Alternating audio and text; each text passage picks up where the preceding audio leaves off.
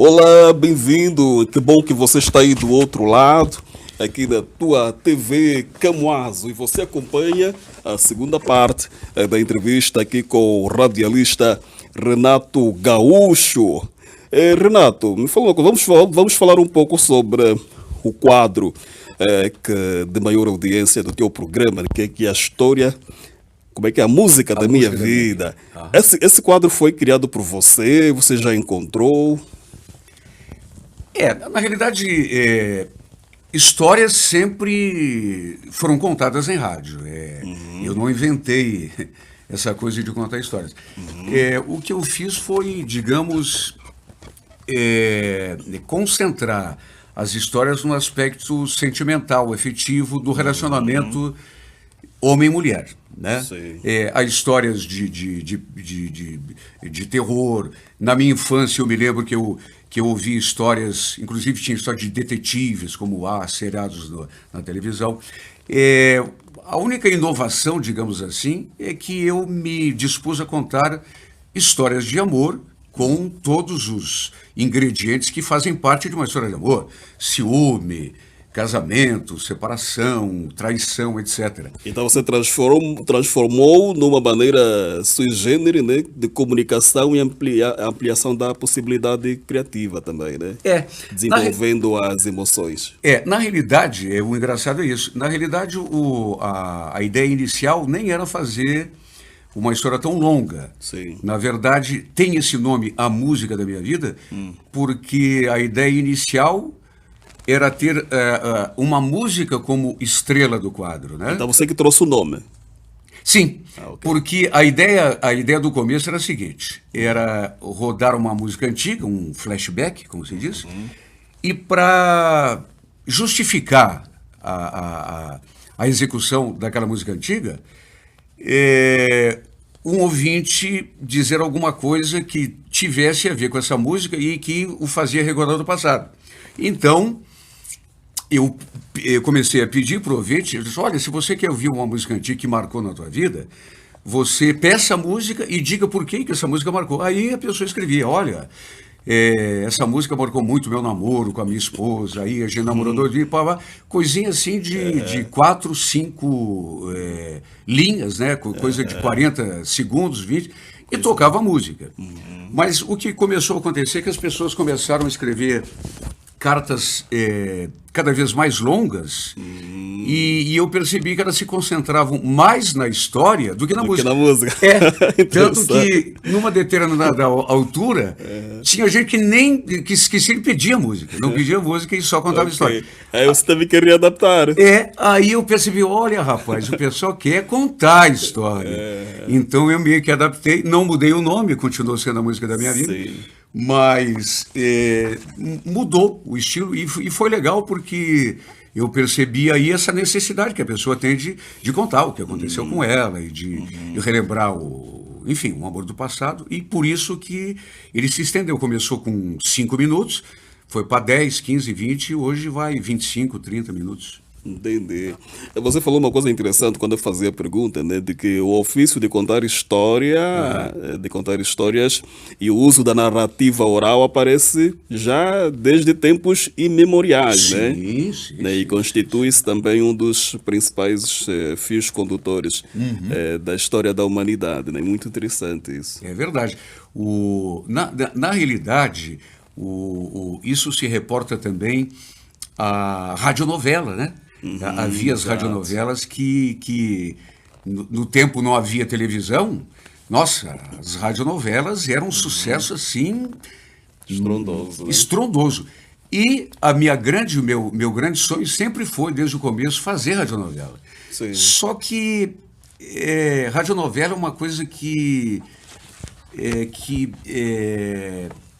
dá um gasto muito grande numa emissora de rádio. O cenário, né? Nossa. A logística, né? É uma coisa os atores precisam de várias vozes para os. Se bem que hoje em dia, em termos assim de tecnologia, vozes e efeitos sonoros, estamos ricos. A tecnologia ajuda bastante, mas é mais cenário, o cenário mesmo visual, se bem que o visual não conta no rádio, mas é preciso você ter uma boa sala, um bom estúdio. Não é? Tem que ter uma estrutura razoável, né? E aí, o que eu fiz? Com essa vontade de reeditar a radionovela, que era uma coisa muito legal, eu comecei a fazer radionovela. Só que a única diferença da minha radionovela é que eu faço o papel do mocinho, do bandido, da mulher, da enfermeira e do narrador também. Faço tudo com a minha voz, né? Já que não tinha outra alternativa. Mas ficou uma coisa legal, que eu gosto de fazer. Entendi. Ok. Olha, 20 de março é durante o dia dedicado ao contador de histórias, sabes, né? Puxa, meu dia, eu nem sabia. A data foi criada em 91, na Suécia, né, com o objetivo de incentivar o máximo o número de contadores de histórias para promover a prática no mundo, não é?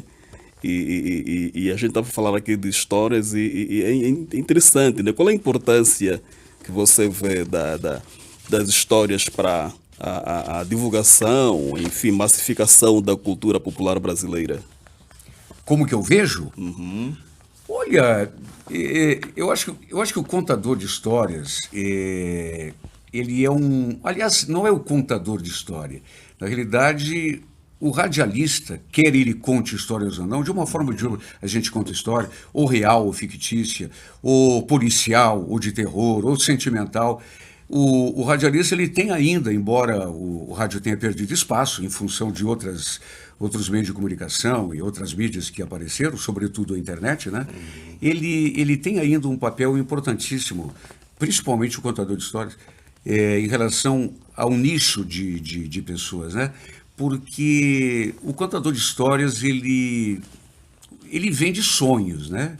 Ele faz a pessoa imaginar coisas, né? E o rádio, ele tem... Eu sempre gostei do rádio por causa disso. Porque a televisão, você se senta na frente da TV e você tem o produto todo ele pronto. Você ouve a pessoa falando, vê o cenário e é uma coisa muito legal, muito bacana. Exato. Mas o rádio, ele te dá metade da história. A outra metade... Você imagina do seu jeito, você monta o cenário, você faz o papel do narrador. Tanto é que já foi caso de muitas decepções das mocinhas ouvirem a voz do locutor na rádio, imaginar que o cara é parecido com o Brad Pitt, aí chega lá e é bem diferente. Então, é aquela metade da história ou da realidade, né, que a pessoa que ouve... metade é a pessoa que fala, e a outra metade é a construção imaginária do ouvido. Isso, exatamente. Ora, Renato, eu soube também que tu já conciliaste a carreira de radialismo com a carreira de deputado estadual. Sim. Pelo menos até 2006. O que o levou à retirada do cenário político? Olha, eu acho que é falta de vocação mesmo, sabe? E também, talvez... expectativas demasiadas, assim, no começo, né? Você pensa que vai conseguir fazer tal coisa e chega lá e o cenário não é exatamente aquele. Você vê que não tem tanto poder na tua mão, que você não é capaz de fazer tanto quanto imaginava. Então tem um pouquinho de decepção, muito pouco, na verdade, não vou dizer que cheguei lá completamente ingênuo, mas tem um pouquinho, talvez, de desencanto. E outra parte maior é que a falta de vocação mesmo, porque para tudo você precisa ter vocação. Para o rádio, por exemplo, eu tenho. E sei que tenho e comecei há muito tempo e até hoje eu não parei. Só o simples fato de ter me afastado já significa que não era exatamente, como se diz, não era a minha praia, né? Foi uma coisa que eu desempenhei com alguma regularidade, com alguma dignidade, mas que não chegou assim a determinar minha conduta a ponto de que eu continuasse... Foste reeleito, né? Tiveste 2 mandatos. É isso, né?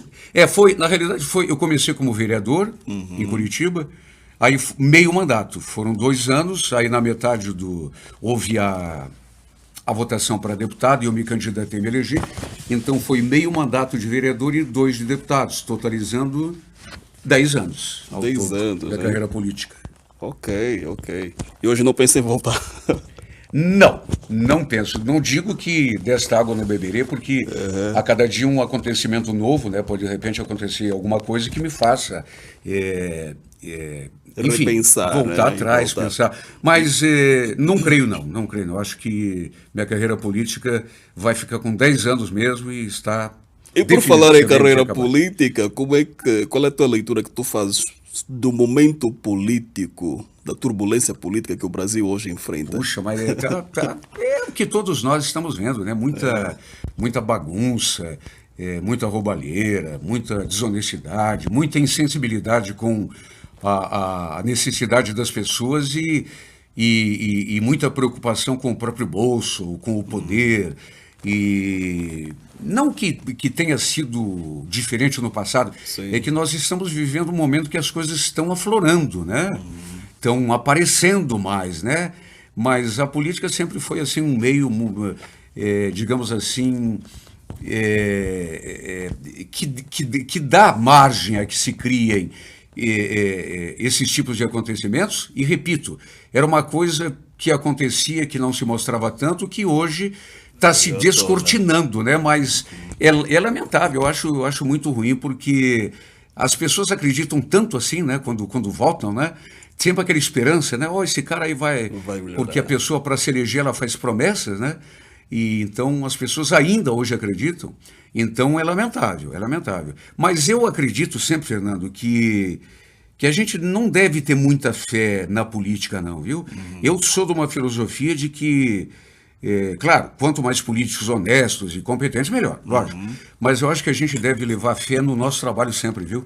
Porque se a gente ficar à mercê, assim, de um governador, de um presidente, de um senado, a nossa perspectiva não é das melhores, não. É o que eu acho. Entendi. Bom, essa é a conversa com o Renato Gaúcho, hoje aqui na TV Camoaso, ele que é de Porto Alegre e faz a sua carreira radialística em Curitiba, Paraná. Eu gostava de voltar um pouco mais do rádio, já falamos um pouco, Renato. Você sabe que há uma curiosidade, né? Falando do rádio, que é o aparelho que revolucionou o mundo. Sem Né? dúvida. Sabe que para alguns, o inventor do aparelho, né? Desse aparelho responsável por transmitir ondas sonoras à distância, o inventor disso foi um italiano, né, que se chama Guglielmo Marconi. Dizem que é Marconi, Mas também há controvérsias. há controvérsia, exatamente. É sobre isso que eu quero chegar. Porque para alguns, né, o Marconi em setembro, 25 de setembro de 86, ele patenteou o registro, Sim. né, de sua criação.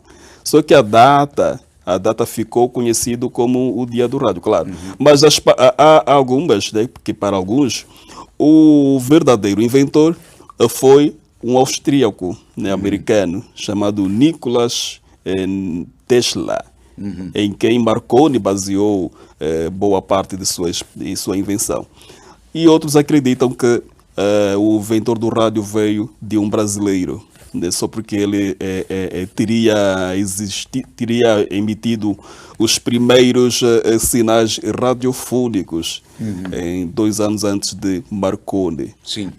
Como é que você vê essa controvérsia, né? Afinal de contas, será que vamos ter um verdadeiro dia do rádio em que nós, amantes do rádio e ouvintes que gostam, poder, enfim, festejar e recordar, parar para refletir nisso, porque essa controvérsia acaba gerando muitas dúvidas, né? Mas, olha, Fernando, sinceramente, a controvérsia, por exemplo, quanto ao inventor do avião também, né? Também. Que aqui no Brasil é Santos Dumont, não são os irmãos americanos. E em relação a outros inventos também, né? A controvérsia. Eu, sinceramente, eu não sou muito afeito a comemorações, a datas. Eu acho que isso não tem grande importância, não. Na realidade, creio que quando acontece alguma coisa assim, as pesquisas foram desenvolvidas tanto pelo Marconi quanto pelo... Todos participaram. Havia várias pessoas tentando inventar a mesma coisa. E, enfim, aí um patenteia primeiro, aí outro grita que foi ele em primeiro lugar. Agora, a verdade mesmo de quem inventou, o primeiro a colocar, a gente vai ser difícil não saber, porque não há tecnologia para voltar no tempo enfim, fazer esse tipo de pesquisa. Mas eu acho que todos eles têm o seu valor, né? Eu, até em função de ter conhecido o nome do Marconi em primeiro lugar, sempre tive na cabeça que o inventor era ele. Depois houve, não, mas tem aquele outro lá que... Mas eu não creio que isso tenha muita importância, não, porque o importante mesmo é que o ser humano, ele é muito inteligente, ele quando coloca a inteligência dele a serviço de alguma coisa, ele faz maravilhas. E o rádio é uma dessas maravilhas que foi colocada em ação pelo Marconi, pelo outro inventor lá, da mesma forma que o avião. Diz aqui que o Santos Dumont, outro diz que é o francês, outro diz que é o americano. Foi o ser humano. E de qualquer maneira, tanto em relação ao rádio quanto em relação ao avião e outros inventos, eu tenho certeza de que na época muitos se dedicavam a isso e muitos, se não chegaram a inventar, estavam muito perto disso, né? De maneira que eu acho até que é justo, né? Que sejam citados 3 ou 4 assim que estavam, né? Pelo menos numa posição mais avançada. E hoje em dia quem... teoricamente, pelo menos, o inventor é aquele que patenteou primeiro, né? Pelo menos oficialmente. Sim. Mas eu, sinceramente, Fernando, não creio que isso seja Agora, muito importante, o rádio da forma tradicional como nós conhecemos, acreditas que qual é o futuro que você perspectiva com o rádio da forma tradicional, né? Hoje com o advento dos computadores e a internet, enfim, achas que ele vai perder espaço? Olha, é mais do que evidente que com a internet o rádio ele vai se modificar muito. Hoje em dia, por exemplo, antigamente só se ouvia rádio através do aparelho de rádio, né? Exato. Hoje não, hoje eu não tenho estatística nenhuma, mas muita gente escuta de diversas formas, computador, e celular, e etc. E a cada dia que passa, evidentemente que o rádio ele vai ser atingido assim por N mídias, N formas de captação, né? Mas eu te confesso que eu não tenho assim a dimensão, porque tudo ocorre no mundo de hoje, assim, tecnologicamente falando, de um modo tão rápido que a gente às vezes tem até dificuldade para imaginar, né? Até que ponto... E o rádio também já se modificou muito e vai ser obrigado a se modificar até para se inserir, né? Nessa gama de mídias que estão à disposição. Para acompanhar a evolução. Exatamente. Renato, eu agradeço o carinho da tua paciência aqui na TV Camuasa, agradeço muito a entrevista, que foi bom tê-lo aqui, né? E esperamos tê-lo em outras oportunidades também. Fico à disposição, também tive muito prazer em dar essa entrevista e quando quiser saber qualquer coisa de rádio, não qualquer coisa, porque eu não sei tudo, mas algumas coisas eu sei. O caminho está aberto e você será sempre muito bem-vindo. Obrigado, Fernando.